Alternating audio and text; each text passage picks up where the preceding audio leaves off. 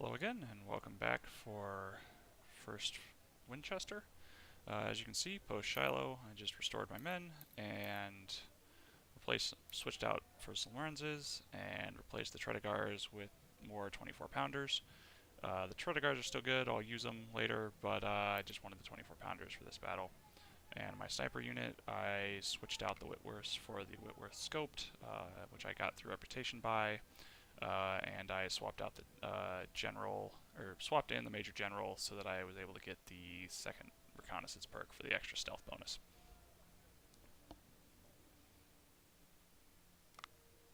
And the rest of my army I basically didn't touch, and more or less won't be until I need them again at Gaines Mill.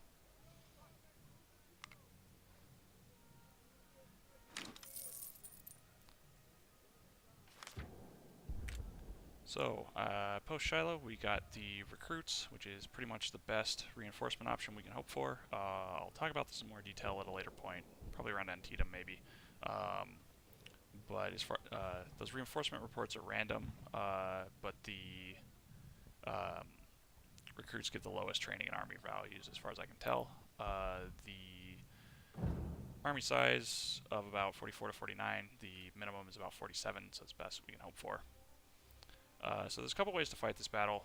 You can either flank around the east and get into the town, but then you have to deal with poor sight lines up on the ridges, and you lose a lot of condition and stuff going through the town. It's not great.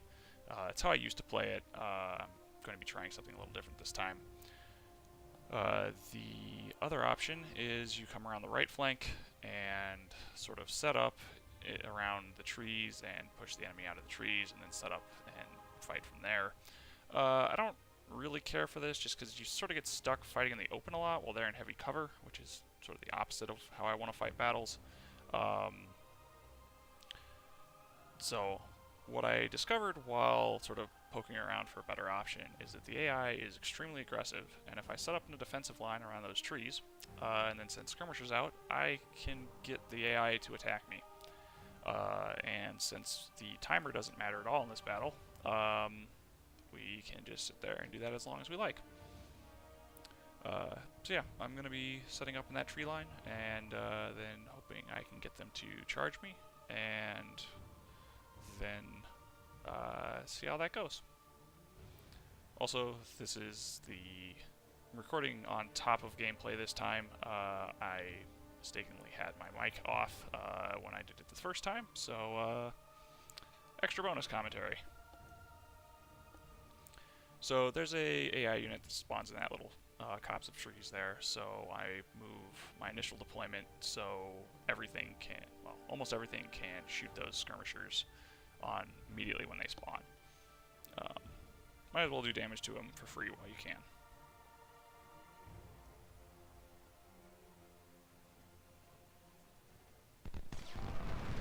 So everything opens up. You know, almost take them down by half immediately. I'm not sure. You might be able to pop skirmishers and get them to fire as well. I don't know what, but you have to make sure you don't block the infantry units.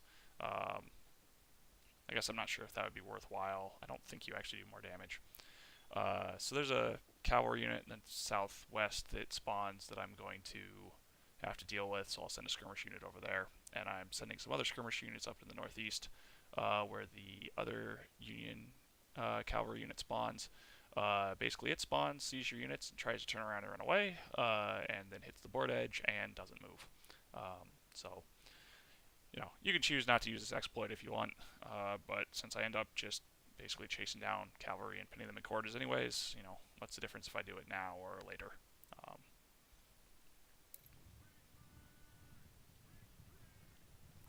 So I'm setting my snipers up in that block of trees along with a sort of a guarding skirmisher unit that I can sacrifice if something goes wrong. Optimally, I'd sit in that tree line for most of the battle and hopefully be able to hit the artillery. It doesn't really end up working out. This is one of those battles that might have some of the worst terrain in the game in terms of sight lines. Like, why can you not see units that are 10 feet in front of your face? There's multiple places in this map that you just you have to basically walk a unit on top of an enemy unit before you can see it. It's really annoying. You can get around it if you can figure out the random spots in the terrain that you can stand on and still be able to see stuff. But it's overall, one of the most annoying feelings in this game is when you know a unit is there and for all reasonable purposes you should be able to see it, but you can't. But that's how the game's coded. You just got to work around it. So now I'm bringing those skirmishers back, and I'm going to send them out with another group and start trying to bait everything in. At first we're only going to get some of the skirmishers to come after us, but then the eventual goal is to bring out the artillery and to get the 4 infantry units to come after us, or 4 or 5, something like that. So charge, then we just fall back and pull the skirmishers into the cannon range and rifle range, and we're just going to repeat that process over and over.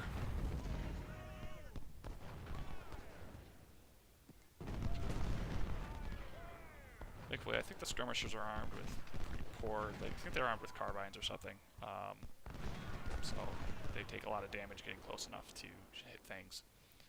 It's one of the reasons why I barely ever use carbines in this game, is they're outranged by infantry rifles, and you just don't get a lot of benefit.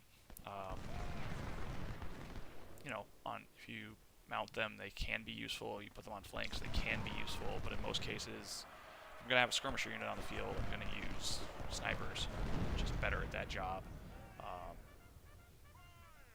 If you're going to use carbines, probably want the Enfield because it has range 300. It's sort of hard to get it as the Union, but you can get plenty as the Confederates. I'll probably end up using some later in the campaign, but even then, it's just not really worth it. With the exception of certain maps where the mobility that you get from mounted cavalry is worth the trade-off. So yeah, just going back and forth, trying to convince them to charge me. There's the 1st infantry unit, which is always good. There's the others starting to come. If you can really pull it off, you want to pull one side or the other. I think that might actually be possible. Like if I send units really onto one so the 2 sets of trees outside of Winchester each have an artillery unit and a couple of infantry units. And it seems like if you sort of just send units on one side or the other, you can get them. You can only pull part of that, but I haven't experimented enough to see if you can really do it. But I just end up pulling everything at once. It turns out all right. Pull the skirmishers into range. We're going to be able to route them shortly. The skirmishers in the north is actually really annoying. They're going to be very frustrating for my skirmishers to deal with. I end up wasting a lot of time with them, but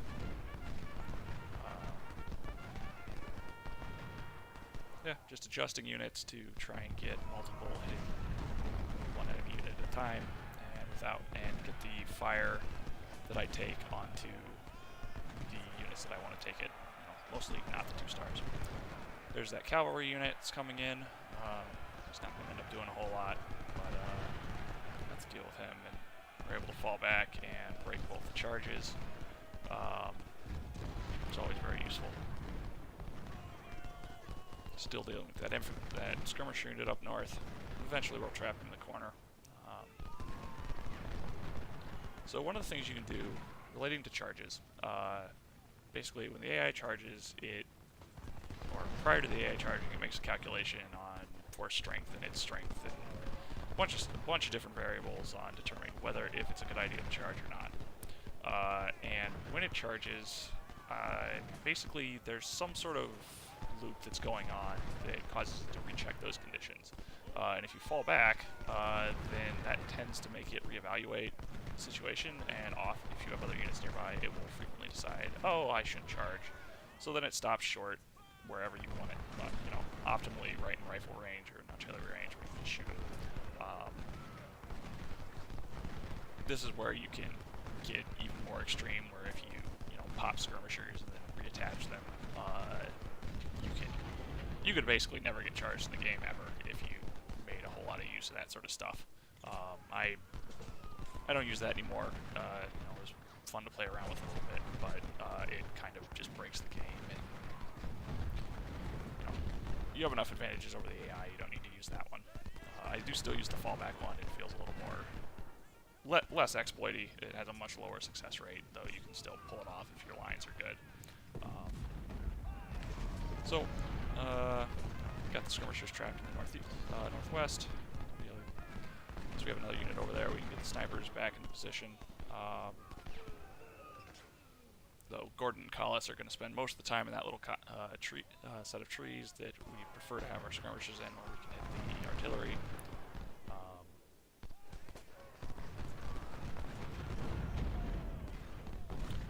The AI appears to be armed. Its cavalry also appears to be armed with some sort of carbine, which is why it's running in and hitting, as opposed to just running over those skirmishers.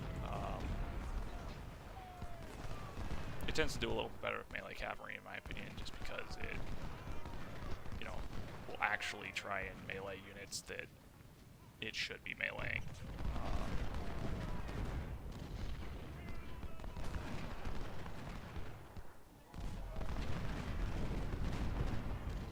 Overall, this is going fairly well. Finally starting to get our skirmishers into the right places. It's going to take me longer than I'd like to get at the artillery. We're going to take more infantry losses than I'd really prefer, but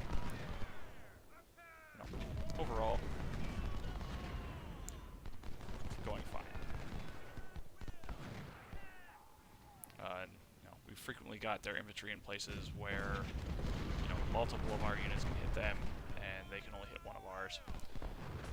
This part's a little hectic in terms of the cavalry getting behind our lines, but they're going to end up being pretty passive, and after a brief melee with 1-2 skirmisher, they're going to get trapped in the corner with their other skirmishers, and then that don't seem to be a problem.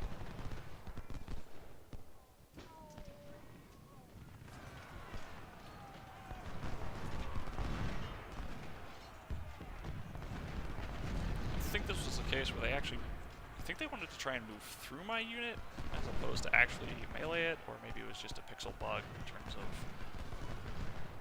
standing around as opposed to actually getting units in the melee range. Not really sure. They're clearly bugged out right now. Hard to say.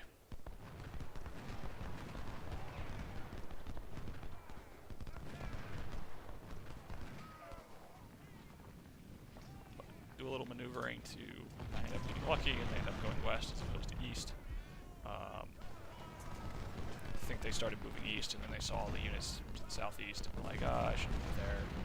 Sort of bouncing back and forth, so I move 1-2 out of the way to give them an open route to go into the corner.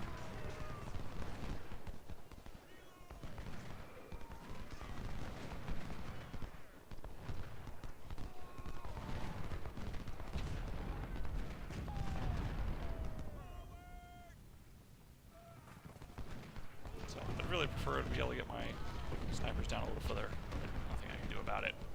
So just working on the units there. There's the cavalry conveniently walking into the pocket for me, and those skirmishers up, and I basically never had to pay attention up there again.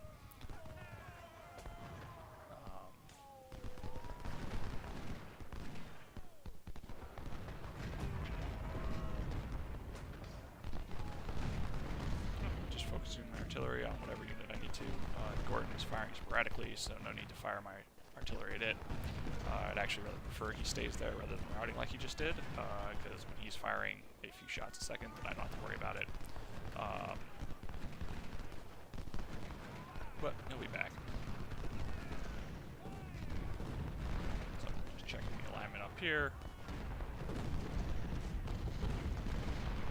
Holding again, and then so you can see Donnelly was also doing the same, so now he's wavering and not firing it. Well, up until that last volley, he was wavering. It would be nice if he stayed, but the micromanagement to try and... Basically, you're trying to get their morale regen to be just enough that you're doing... Your morale damage from shooting is slightly outweighed by the morale regen, or I guess about equal. So they just stay there as opposed to recovering or routing. but that's not really. It's pretty much guesswork to try and get that to work. Skirmishers must be armed with something short, and the AI is, I guess, in passive mode because it's just standing there and getting shot.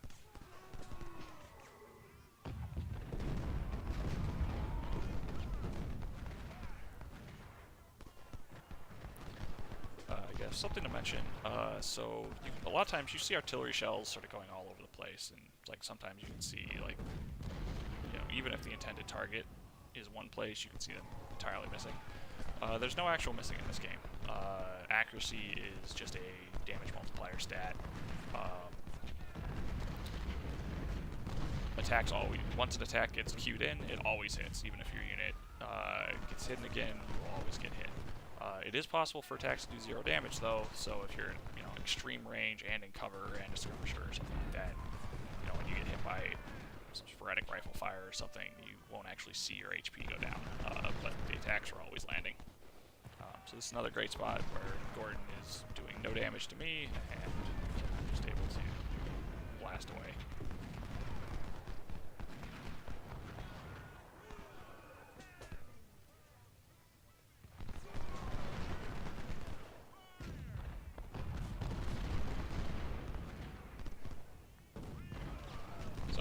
I'm going to start bringing those skirmishers around to see if I can get vision on that area back there. Collis finally starts moving out, which is good, though I think I promptly route him back into the trees. I really want that area cleared up so I can get my snipers in there and start hitting the artillery at this point.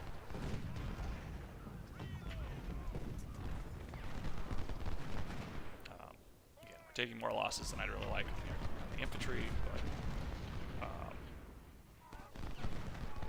slowly working our way through the enemy infantry and skirmishers, and once they're gone, then we can just casually walk up and take the town.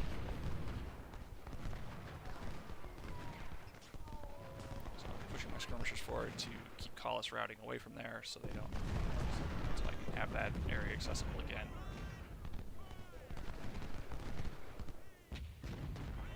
I think I could probably have moved my 24-pounders forward a little bit more. I was paranoid about collateral damage, but I think I could have gotten them a little farther forward. That would have helped a lot. They don't end up doing a whole. They don't do particularly well in this battle in terms of casualties dealt, and I think that's because I didn't have them quite close enough. Like they're firing at either long-range shell range, or actually, we'll see the next time it happens. But I think they're mostly on like medium to long-range shell, or even shot, and that's really not where 24-pounders perform well. So I think if I moved them up a little bit more, I probably would have taken a few more losses, but would have done a lot more damage with them. But we finally got the snipers working on the artillery, so that's always good. Finally cleared out the stuff up north, so we can return the skirmishers.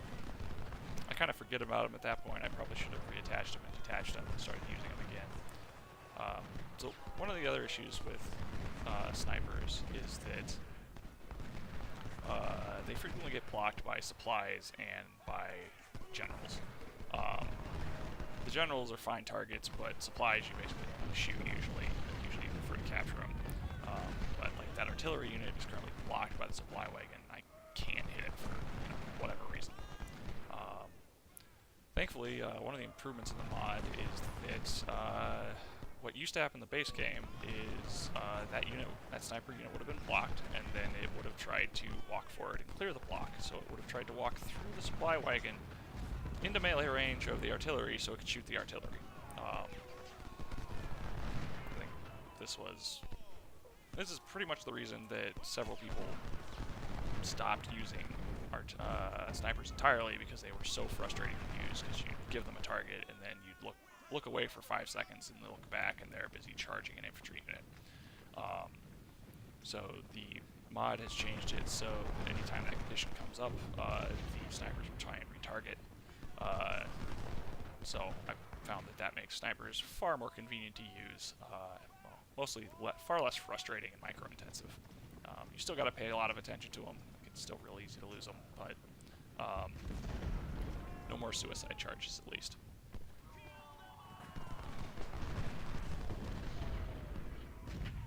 Getting close to the point where I'm going to start moving up. not real happy with how I end up doing this assault, but could have been worse. Basically, I want him, Donnelly, out of the way, and then I want to go take the fields. And then that would get me in the rifle range of the artillery.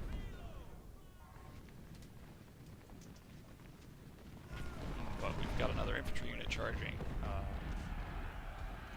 which is actually pretty good. I was just checking the ammunition on the Whitworth there. It's kind of low, which is why they run out of ammo so fast. But with Gordon, I don't want to move any of my units because I don't want to accidentally trigger any of the logic that tells them to stop charging. So I really want them to stop, like, you know, point blank range, right in the open. They stop a little early, which is fine. Start retreating back into the slightly heavier cover, which, you know, debatable if I should have done that earlier or later, but I really wanted them to keep their charge going.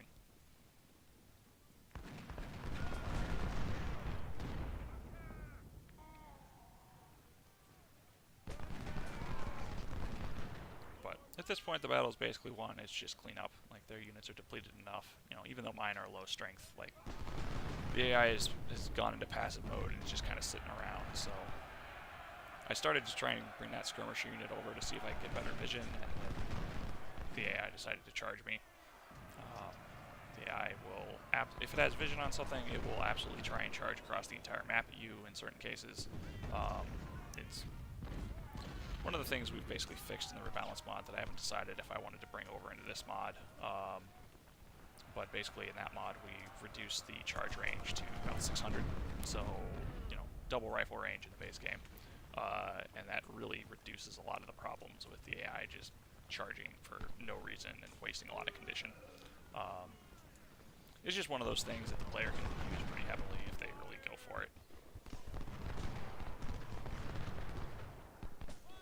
So I think what I could have done better here is I should have used attached skirmishers. I'm not using them at all, basically, once I returned them. And that was a mistake, because they could have guarded the flanks or started flanking other units and all kinds of stuff. I also moved all of my infantry up long before my artillery started, like, really getting anywhere. I think it would have been a lot better to get my artillery further up before I start moving. I'm really trying to get Gordon out of there, and I moved one rifle up before I've got the supporting units in place, so he's going to take a lot of damage.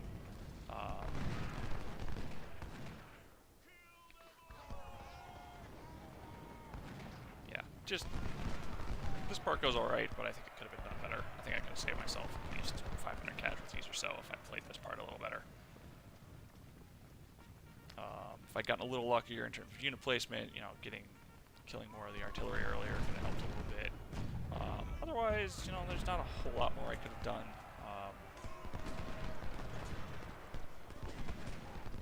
Hard to say if a different strategy would have worked out better, but this is how I like to play, so anytime I can turn an attacking mission into a defensive one, all for it.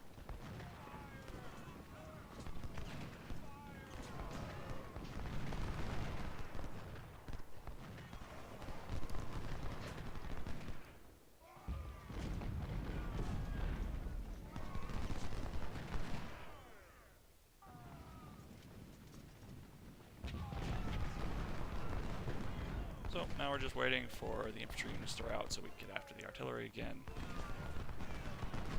Take a little damage on the snipers, which isn't great, but it's fine. We've got a few rifles spare, so.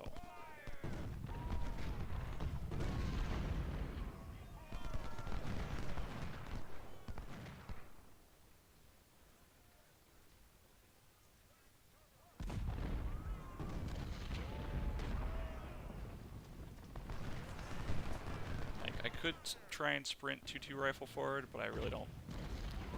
Like, he's gonna get shot by Donnelly, and I don't think the casualties are worth it.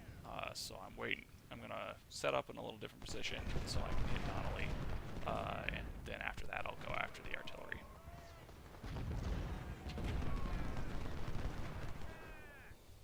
And I think if I'd managed this a little better and had my units in place and not gotten 2 units routed, you know, I could have solved this problem a little sooner.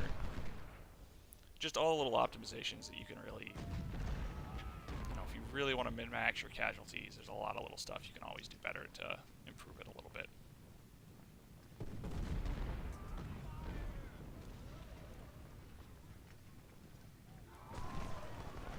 So Donnelly finally goes. Start bringing run those 2 units up so that I can hit the artillery.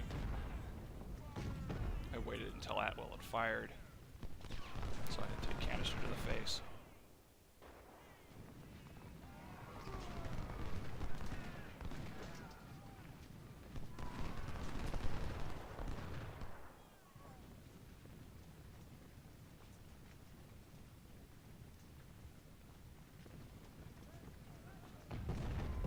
At this point, so I was waiting for them to fire, and then I move up. Put another volley. And then I think I sort of misclicked there, and I just decided, okay, we're just going to charge. This is probably not a good idea. It works out for me, but with 2 infantry units right there, like, I should be taking volleys while in melee, which is basically going to get you rear flanked. It's a really bad idea. Also, I get hit with the,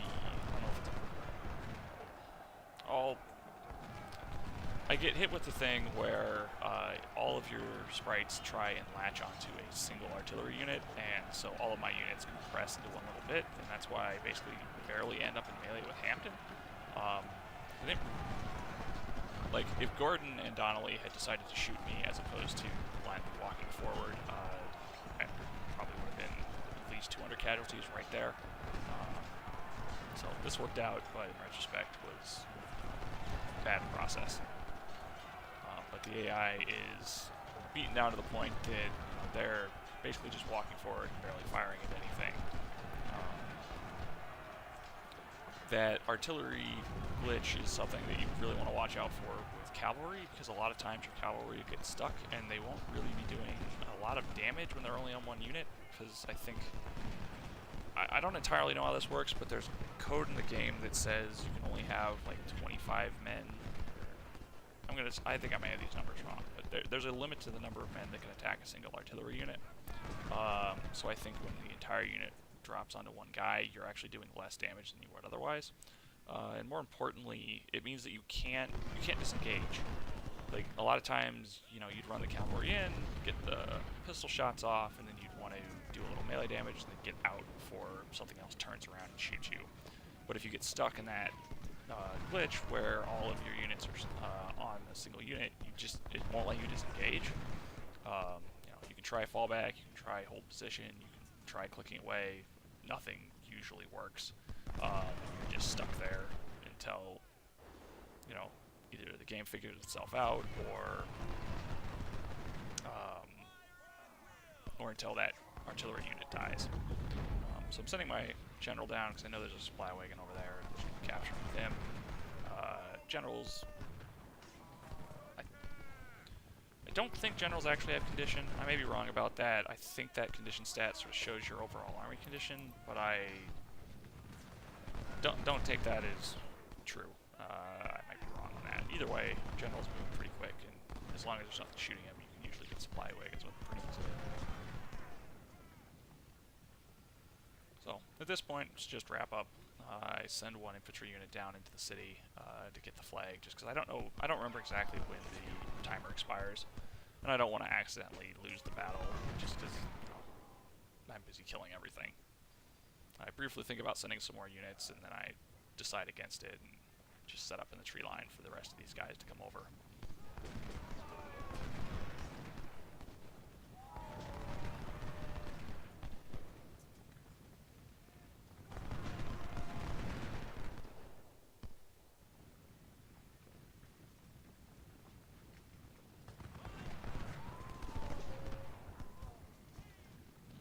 Shattered.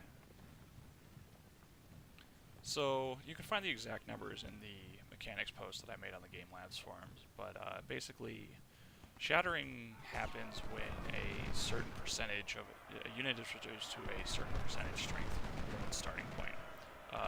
And along with that, if a unit is down to 10% strength for any reason, it will shatter. If a unit is below 10% morale, and then below a unit-specific amount, it will also automatically shatter. I want to say it's like 25% for infantry. I think it's a little higher for cavalry and skirmishers and artillery, but I don't remember for sure. I'll link the post in the description. There's a bunch of information there if you're interested in digging through it. Otherwise, most of it I'll cover in my videos at some point.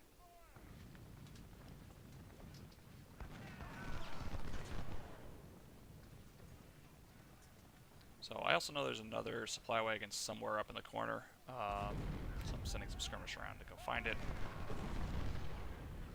One of the advantages to attacking along the eastern side is you can usually actually steal both supply wagons, like at the very start of the battle. But the rest of the offsets I don't really care for. So it worked fine when I played it my first time through on Legendary, but I definitely prefer this approach now. I think you could probably, there's some debate I think on what units you bring to do this. Like maybe if you bring a cavalry unit to chase stuff down a little bit more or something like that, it could be useful. You might be able to get away with a third artillery unit or a second sniper unit. Hard to say. Like I'm already running pretty light on infantry as is, and you need something or other to block up those Union units. At this point I just decide, I'm pretty sure there's only one unit left, so I just grab everything and see if we can get a surrender. And we get lucky. So, took a little more casualties than I really would have liked. I forget to go back and look at the goods, but basically I started getting some Harper's Ferries, and I think everything else was pretty worthless.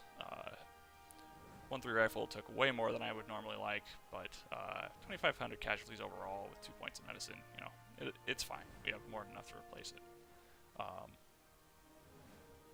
And we got all of them, which is always good. Only got someone wounded. I guess I do look at the goods again, but I don't really focus on it.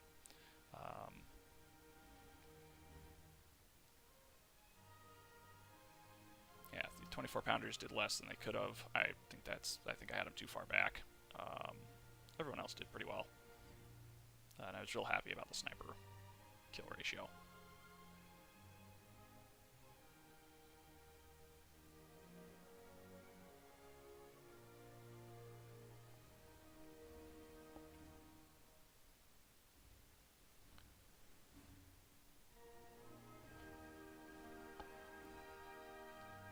Remember what I was focusing on here, but okay, so into camp.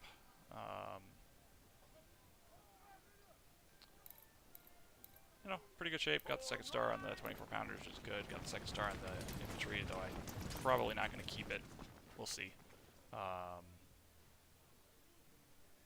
Be able to switch the major general out there.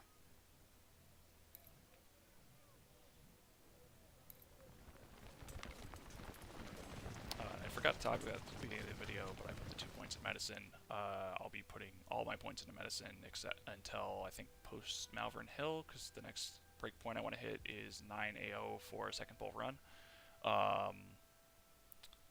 Because that's when I need 25 brigades. So I think that's going to end up with having 8 or 9 medicine by Antietam. 10 would be optimal, but I think I'm going to be a little short since I put that initial point in economy. But good enough.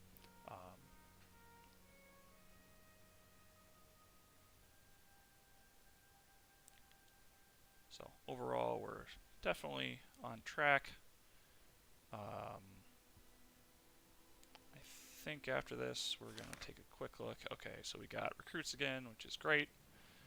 Training and armory didn't really go up. Army went up just a little bit. But I think the next 2 battles are actually going to go pretty well. I've got a plan for Cross Keys that should make it a little easier, and Port Republic isn't difficult. So we should just be going up from here in terms of the next 2 battles. First Winchester isn't really hard, but getting it with really low casualties is difficult. I think, you know, Cross Keys is harder, but technically, but it's easier to play in my opinion. So that was first Winchester. and I will be back with cross keys at a later point.